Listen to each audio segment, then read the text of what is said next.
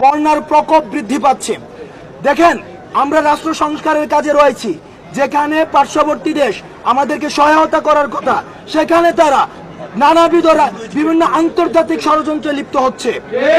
আমরা পার্শ্ববর্তী দেশের প্রতি আহ্বান জানাবো, আপনারা যে আজকে ব্যারিকেডটি খুলে দিয়ে বাংলাদেশে পানি প্রবেশ করতে দিলেন, অন্যদিকে আমরা দেখেছি তিস্তাতে পানির সংকটে সেখানে চাষাবাদ করা যায় না। আমাদের যখন পানির প্রয়োজন আপনারা তখন পানি দিচ্ছেন না, আর যখন পানির প্রয়োজন নেই আপনারা বেড়িবাঁধগুলো খুলে দিয়ে বন্যায় বাংলাদেশের মানুষকে আপনারা সংকটের মধ্যে ফেলেন। যারা আন্তর্জাতিকভাবে বাংলাদেশের সংস্কারকে এবং পুনর্গঠনকে বাধা দিতে চায়, তারা আমরা ফেসিবাদের দূষর হিসেবে চিহ্নিত করতে চাই। আপনারা আপনাদের জায়গা থেকে মিডিয়া কর্মীদের মাধ্যমে বাংলাদেশের মানুষের প্রতি আহ্বান জানাবো, এই যে বন্যাক্রান্ত মানুষগুলো রয়েছে আপনারা সবাই তাদের পাশে দাঁড়ান। কারণ একটি রাষ্ট্র পুনর্গঠনের জন্য শুধুমাত্র অন্তর্বর্তীকালীন সব সিদ্ধান্তই একার পক্ষে সম্ভব নয়।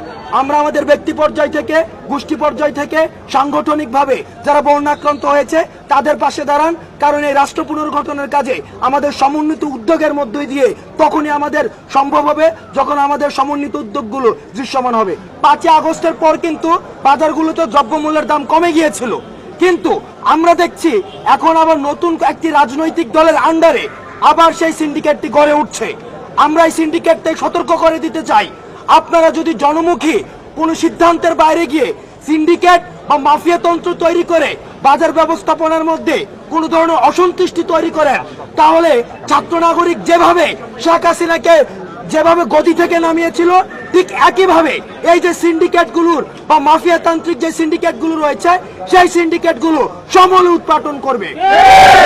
আমরা বাংলাদেশ বিনির্মাণের পথে রয়েছি, আমরা বাংলাদেশ সংস্কারের পথে রয়েছি।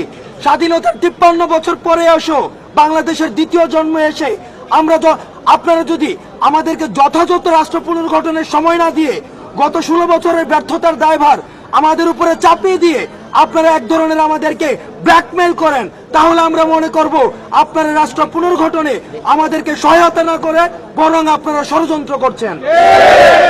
আপনারা আপনাদের জায়গা থেকে আমরা আহ্বান জানাবো সকল কর্তৃপক্ষে, সরকারি প্রতিষ্ঠান, বেসরকারি প্রতিষ্ঠান, সবাইকে আহ্বান করব এই অন্তর্বর্তীকালীন সরকারকে রাষ্ট্র সংস্কারে যথাযথ এবং পর্যাপ্ত সময় দিন।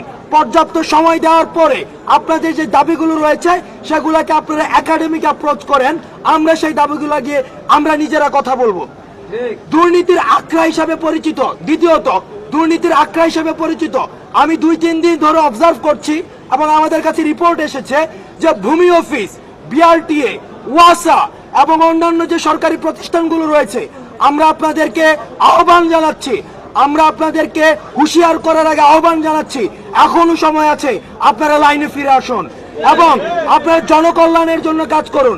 আপনারা যদি এই দুর্নীতির শৃঙ্খল আরো বৃদ্ধি করেন, তাহলে জনগণ আপনাদের 5 আগস্টের মতো, বঙ্গভবনের মতো, সংসদ ভবনের মতো ভূমি অফিসগুলো, বিআরটিএ, ওয়াসা এগুলোর সবগুলোর একই ধরনের পরিণতির জন্য আপনারা প্রস্তুত হন। সুতরাং আমরা মনে করবো যে কাস্টমসে যারা রয়েছেন ঘুষ খেয়ে কখনোই রাষ্ট্র সংস্কার করা যায় না। আপনারা রাষ্ট্র সংস্কারের সহযোগী হন।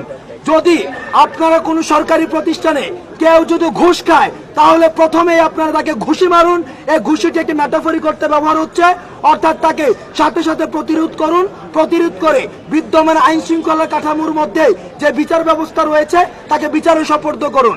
আর যারা চাকরি করছেন, আমরা আপনাদেরকে সতর্ক করে দিতে চাই, বিগত সরকারের সময় যে ধরনের শাস্তি হতো, মৃদু তিরস্কার অথবা ওএসডি, এগুলো কোনো শাস্তি নয়।